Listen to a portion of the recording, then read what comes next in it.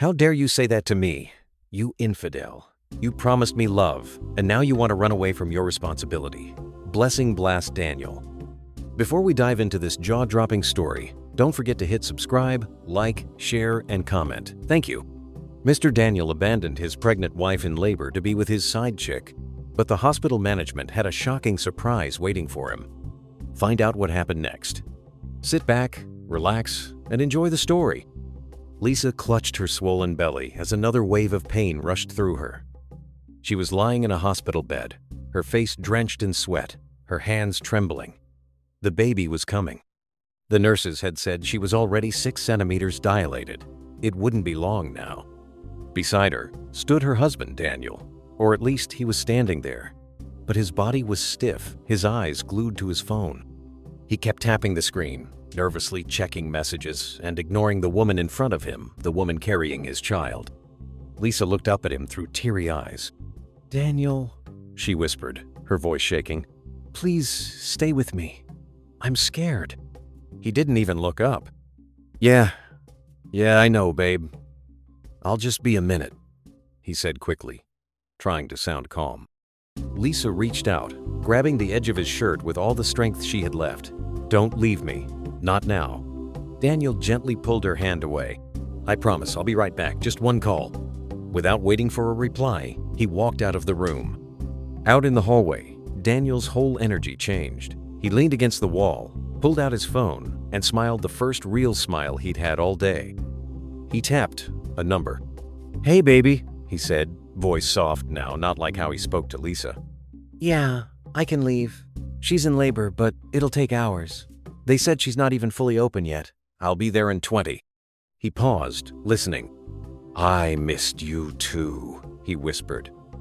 "I need to see you. I need to be with someone who makes me feel alive, you know?"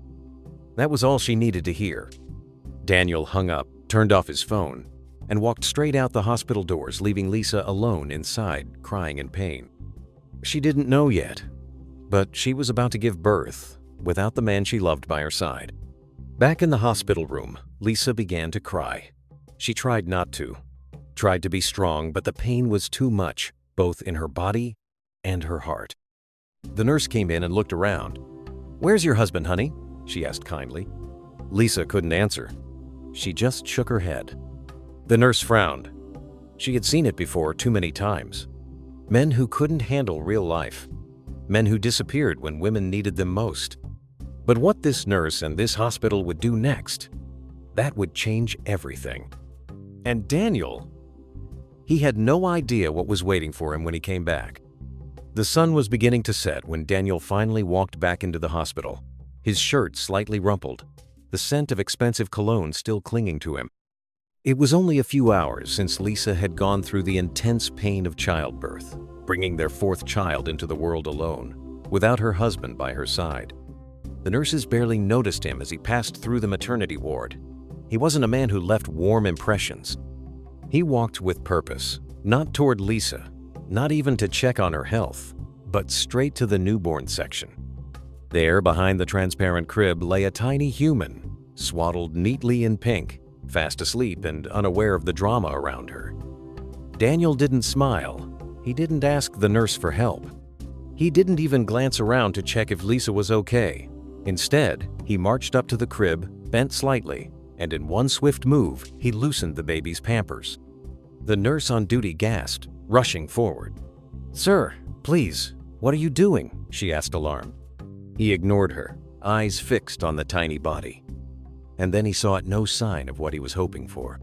"A girl," he murmured, shaking his head. "Another girl." His face twisted in visible disappointment. He muttered something beneath his breath, words no one quite caught, but the tone was clear. Frustration, bitterness, even a touch of anger. This was not what he wanted. Not again. This was their 4th child, and just like the 3 before her, this one too was a girl. Daniel stood there for a moment, staring at the tiny baby, before turning on his heel and walking out of the hospital without saying a single word to anyone, not the nurses, not Lisa, not even a passing glance at his own child. That would be the last anyone saw of him. 3 days later.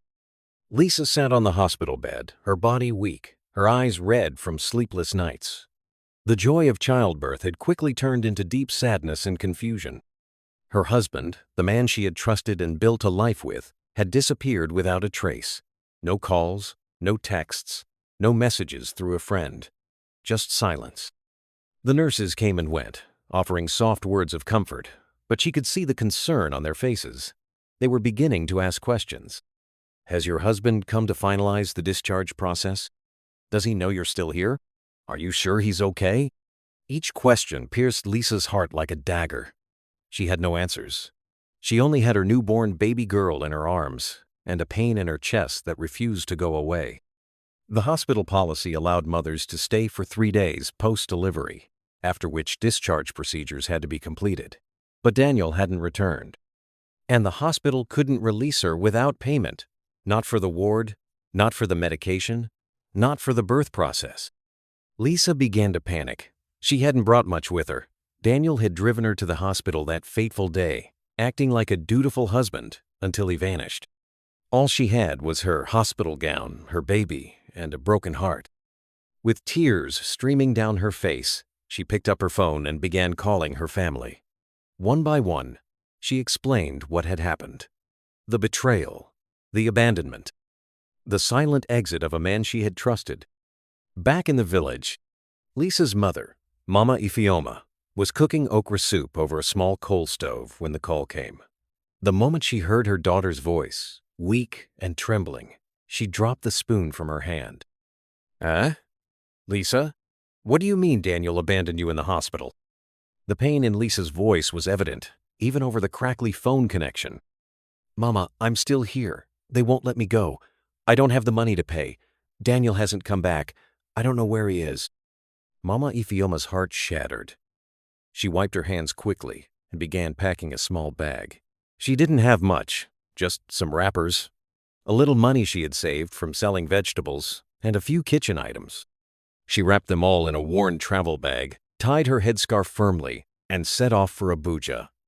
Her daughter needed her. Her grandchild needed her. She would not allow shame or poverty to keep them suffering in that hospital. At the hospital in Abuja. By the time Mama Ifeoma arrived at the hospital, Lisa had cried herself to sleep holding her baby. The nurses recognized the resemblance immediately and welcomed the elderly woman with empathy. Are you her mother? The head nurse asked. Yes, I came straight from Enugu. Where is my daughter?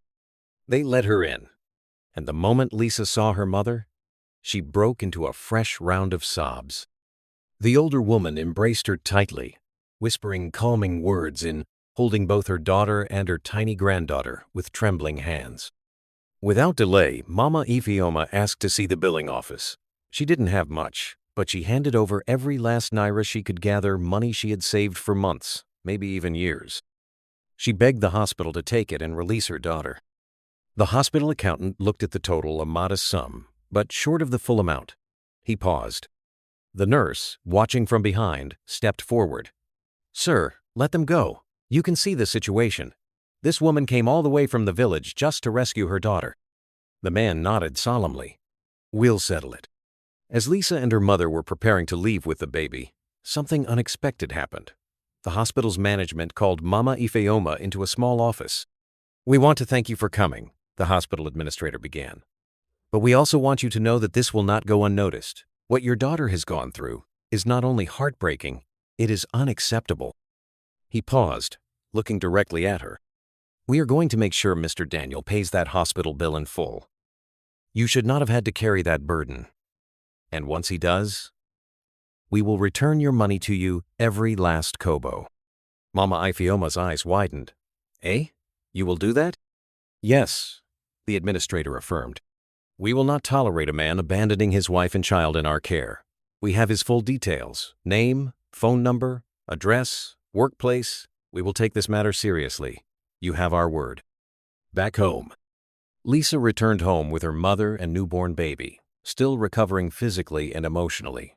She avoided questions from neighbors, choosing to stay indoors and bond with her daughter. Her other 3 girls who had been staying with a neighbor rushed to embrace their mother, excited to see their new sibling. But inside, Lisa's heart was a storm of emotions: anger, betrayal, grief, and somewhere beneath all of that determination, she would raise her daughters with or without Daniel. She would give them love, strength, and education. As for Daniel, his escape wouldn't last long. What happened next will shock you. Just a week later, Lisa received a call from the hospital. "Good afternoon, Madam Lisa. We just wanted to inform you. We've located Mr. Daniel, and we've already filed a formal complaint. He's been summoned to appear before the hospital's legal board." Lisa gasped, clutching her baby tightly. "He tried to deny everything," the nurse continued. "But we had documentation. His name was on every form. His ID was used. His signature was there. He will be held responsible, and he will pay." Lisa smiled for the first time in days. Lisa stood by the window of her small living room, her baby girl sleeping peacefully in her arms. Outside, the sun was rising. But inside her heart, there was a storm, one that had been raging for weeks. She replayed the phone call from the hospital over and over again in her head. "We've located Mr. Daniel, and we've already filed a formal complaint. He's been summoned to appear before the hospital's legal board."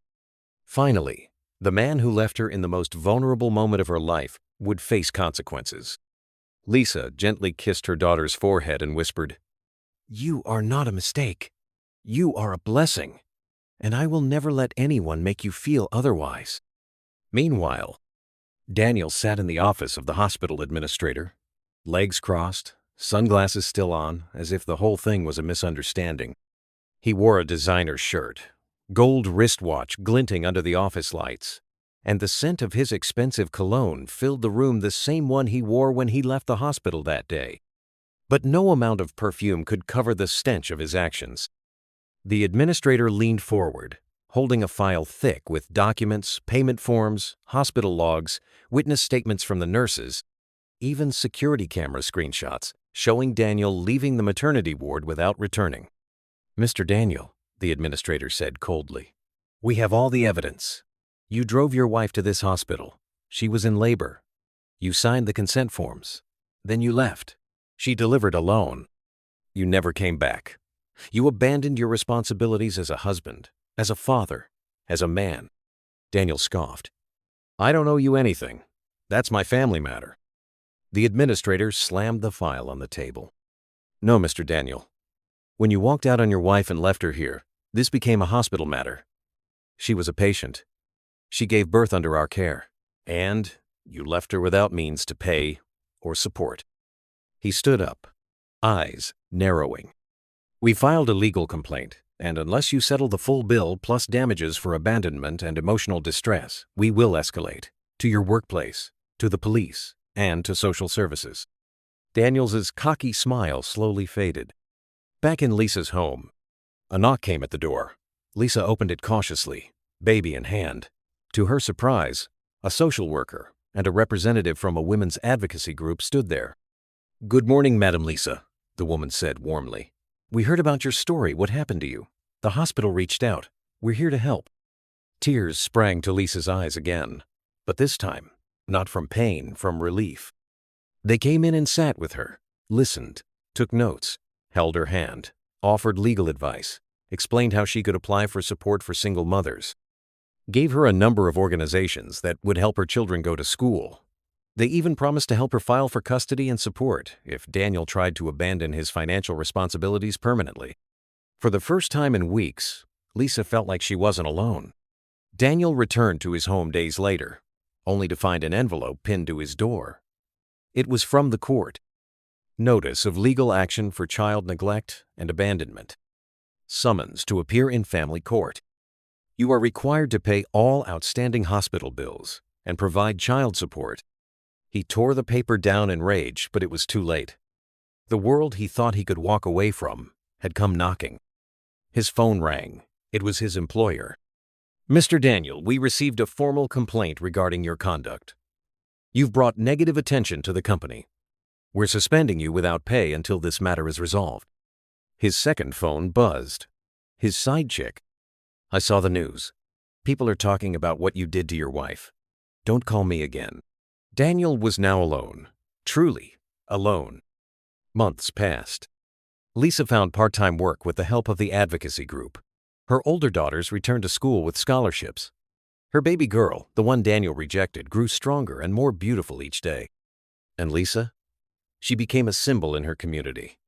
A woman who endured heartbreak and rose again. A mother who chose strength over shame. A survivor who now helped others through their own pain. One day, a journalist from a local TV station came to interview her.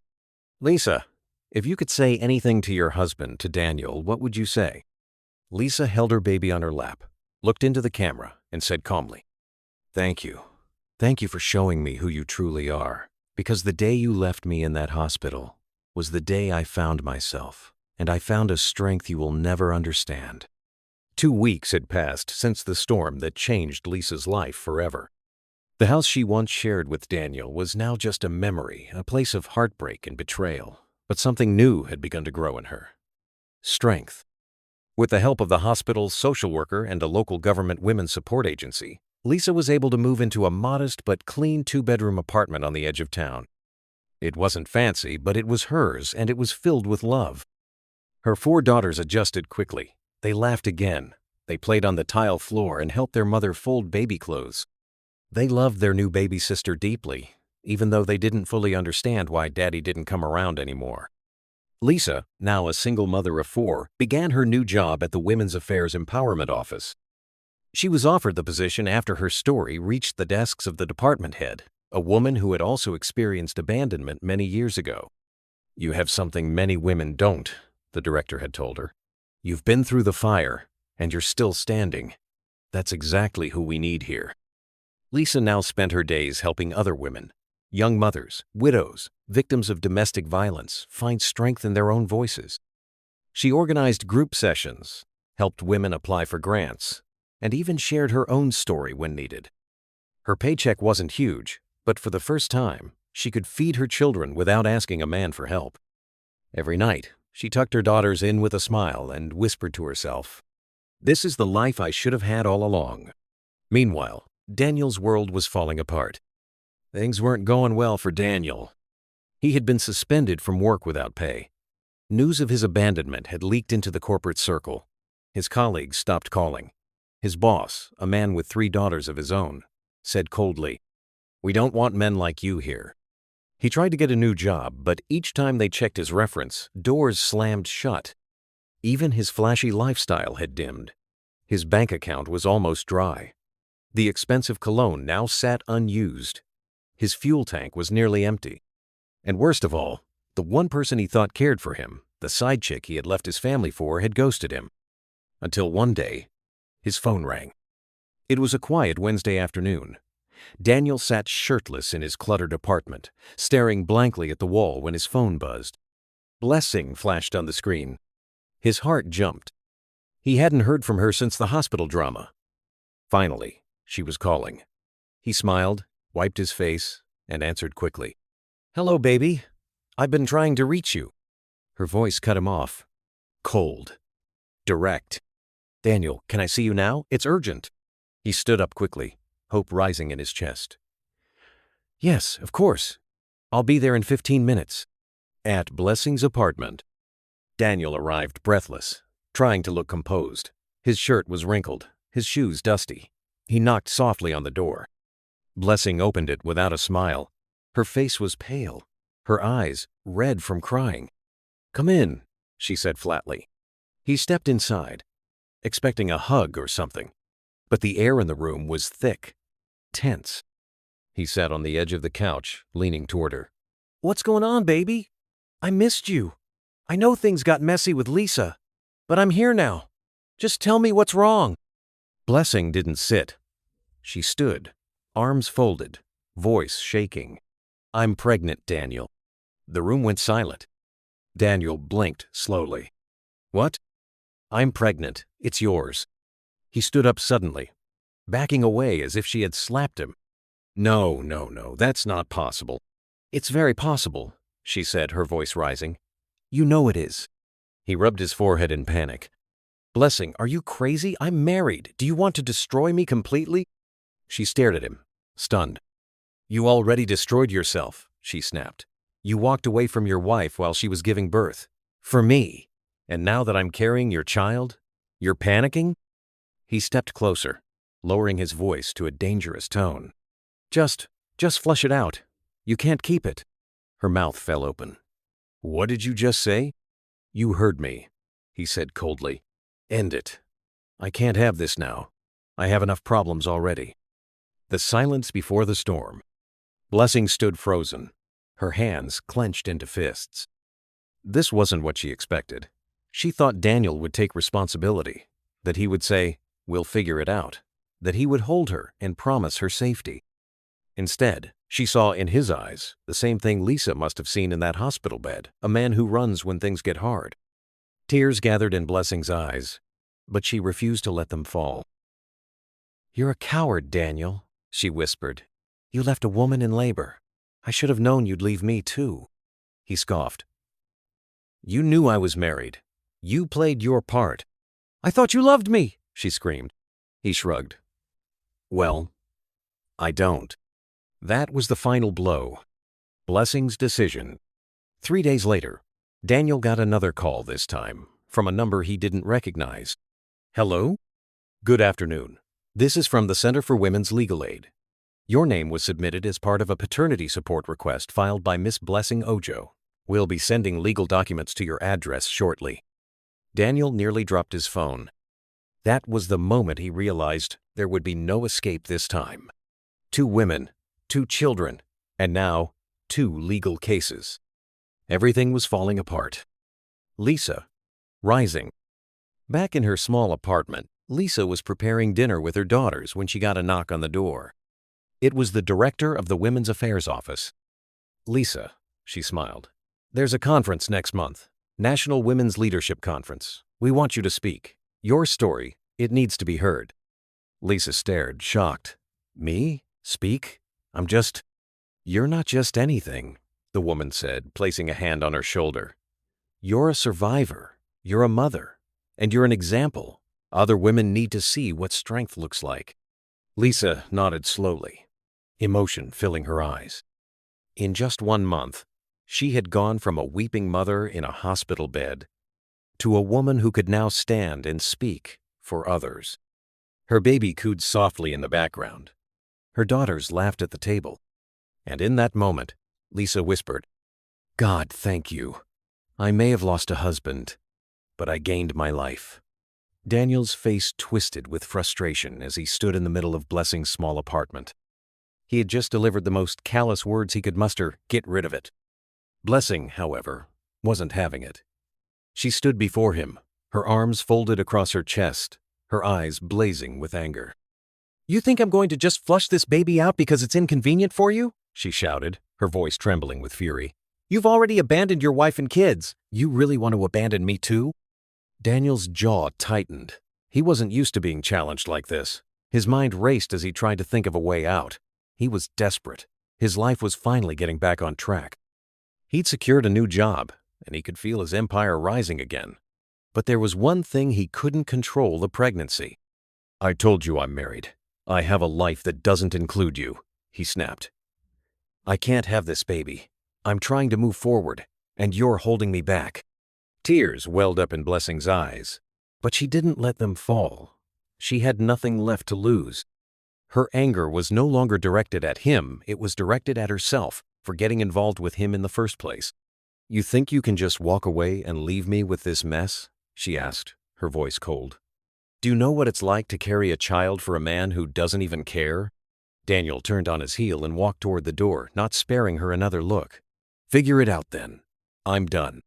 He slammed the door behind him, leaving her standing in the middle of the apartment, breathing heavily, tears streaming down her face.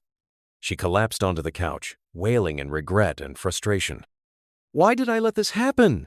She sobbed, clutching her stomach. Why did I get pregnant for a man who doesn't even care? 8 months later. 8 months had passed since Daniel's furious departure from Blessing's apartment. In that time, Daniel had managed to get back on his feet. His new job, a senior position at a growing construction firm, had allowed him to rebuild his life. He'd bought himself some land and started investing again. The luxury of his former life was slowly returning. But there was still one thing missing: a son. The one thing he craved more than anything, a boy to carry on his name, to show the world that he was more than just a failure. Blessing, now nearly 9 months pregnant, was preparing for the birth. She had kept the truth about the twins a secret, knowing how desperate Daniel was for a son. What better way to manipulate him than by offering him the dream he had always wanted? One evening, Blessing sat in her room, going over the plan she had carefully orchestrated with Lisa. Both women had something to gain from Daniel's downfall, and together they had devised a scheme that would make sure he lost everything. Lisa had been through hell. Her marriage, her trust, everything had been ripped away by Daniel's cruelty. She'd vowed to make him pay, and now, with the help of Blessing, she would see him suffer. Blessing had told Lisa about the false scan results that the baby she was carrying was twins, both boys. She knew Daniel's obsession with having a male heir, and she knew that if she could convince him that the twins were the sons he so desperately wanted, he would be desperate enough to give them anything. "Call him," Lisa had said. "Tell him the good news. Make sure he believes it. We'll handle the rest." The next morning, Daniel's phone buzzed with an incoming call. It was from Blessing. He answered immediately, his heart racing with anticipation. "Hello?"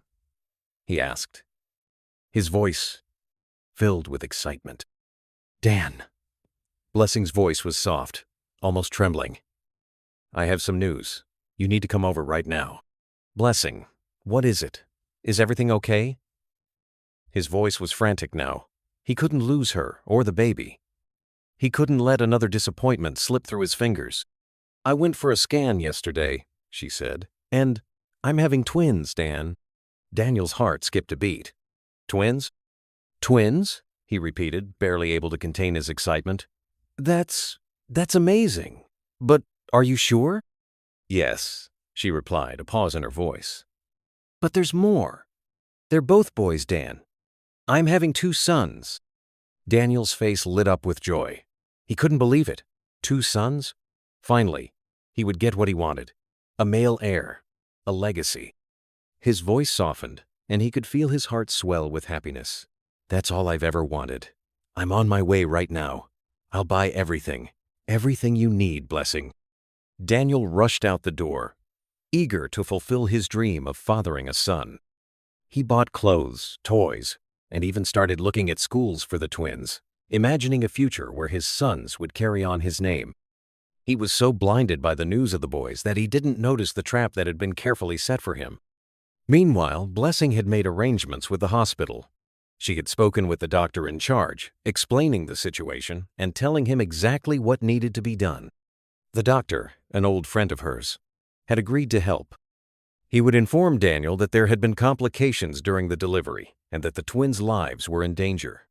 They would tell him that she needed a large sum of money, 5 million naira, in order to save the babies. And the best part?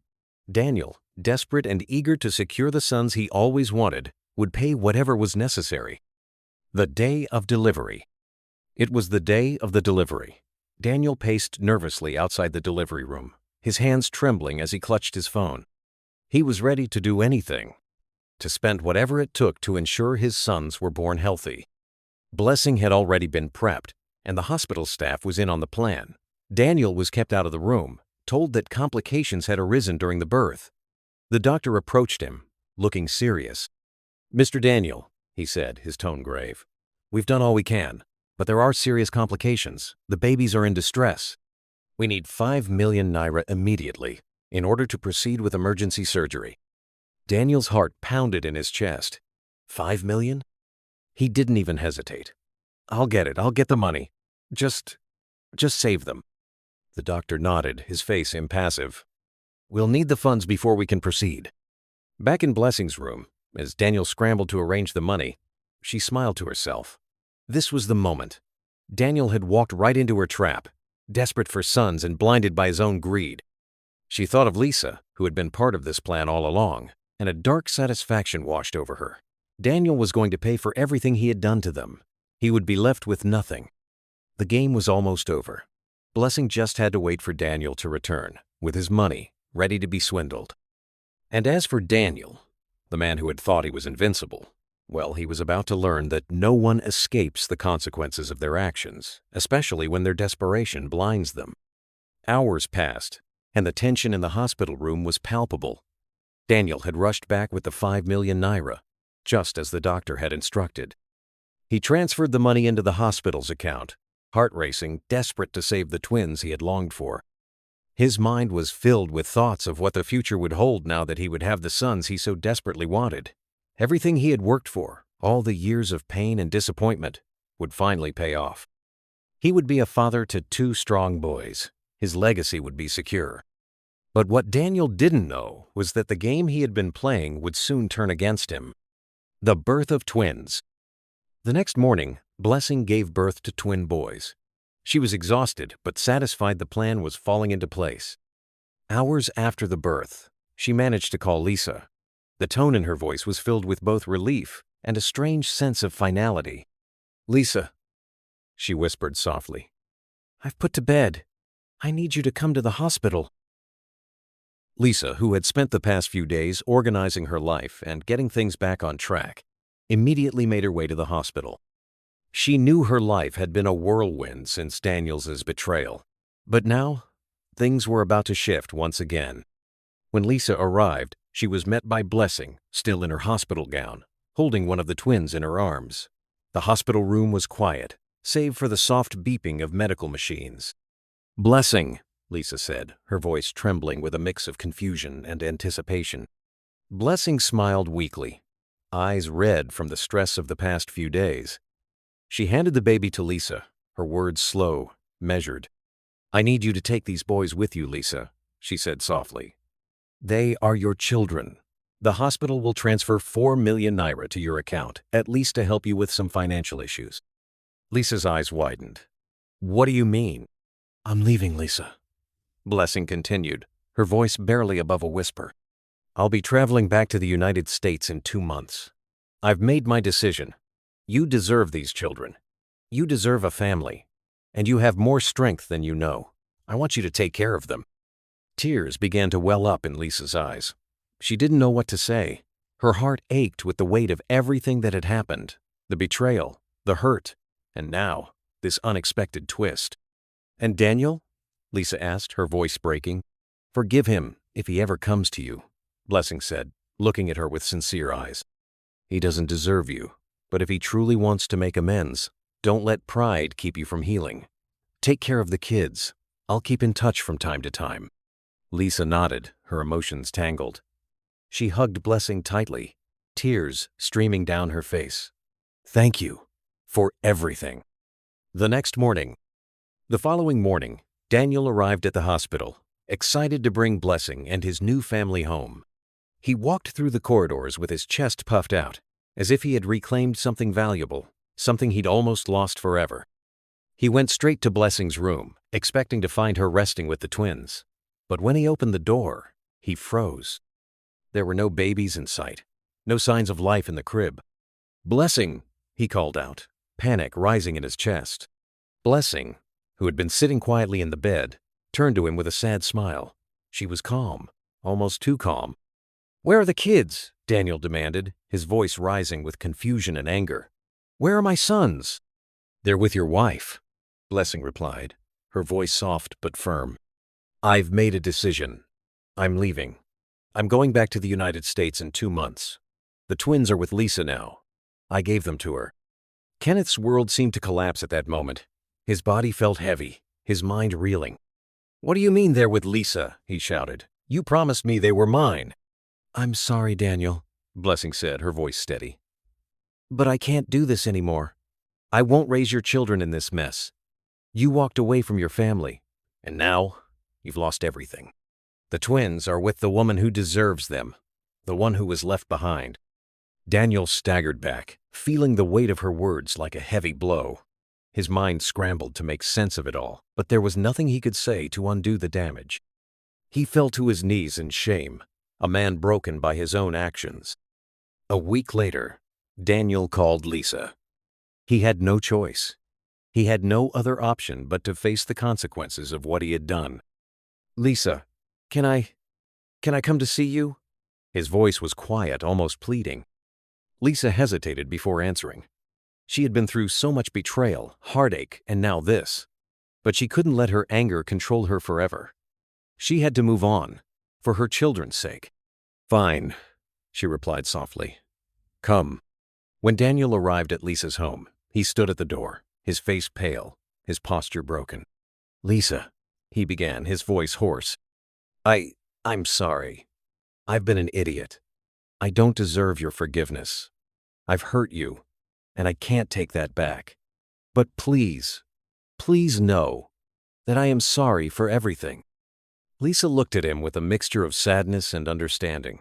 She had cried enough tears for this man. But the question now was, could she forgive him? "I can't forget what you did, Daniel," she said, her voice steady. "But I will forgive you. For our daughters, for our future."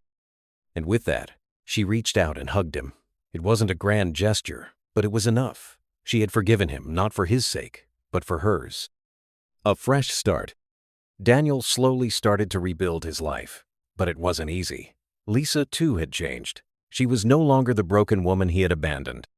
She was stronger, more independent, and focused on raising her children. Their lives, though scarred, began to mend. Daniel worked hard to support his family, and Lisa continued her work with the Women's Empowerment Office. The twins, now thriving with Lisa and her daughters, brought new joy into the home. If you found the story interesting, please rate from 0 to 10. See you in the next story. The end.